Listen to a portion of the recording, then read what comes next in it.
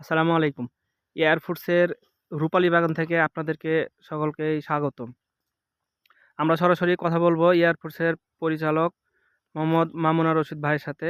আসসালামু আলাইকুম। ওয়ালাইকুম সালাম। কেমন আছেন? আলহামদুলিল্লাহ। তা আ আপনাদের রূপালী কখন থেকে শুরু হবে? হ্যাঁ, তার আগে সবাইকে আমি এয়ারফোর্সের পক্ষ থেকে ঈদের শুভেচ্ছা জানাচ্ছি। ঈদ মোবারক।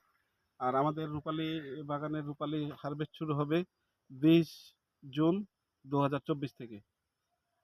আমরা সেভাবে প্রস্তুতি গ্রহণ করে রেখেছি তার এবং মানে আমরা ঈদের পর থেকে আমরা এটা অর্ডার কার্যক্রম বা এটা আপনারা শুরু করবেন। ইনশাআল্লাহ আমাদের ২০ তারিখ থেকে রূপালী আমের কার্যক্রম শুরু হবে এবং যাদের রূপালী পছন্দ তাদের ঘরে, ঘরে রূপালী পৌঁছে যাবে। তো এখন যে বাজারে যে রূপালীগুলো পাওয়া যাচ্ছে এটার মূল রহস্য কি? আমরা এখন জানি তো রূপালী আরেকটু পরে হয়। তো এখন যেগুলা বাজারে পাওয়া যাচ্ছে এটার কারণ আমাদের কি? এই অঞ্চলে সরকারিভাবে কিছু নীতিমালা আছে যা ২০ তারিখ ২০ জুন থেকে পাড়ার অনুমতি আছে। কিন্তু আদৌ দেখা গেছে যে সম্ভব হবে কিনা। এখনো পর্যন্ত রূপালী বাগানে কিন্তু পাকা আম দেখা যায় নাই।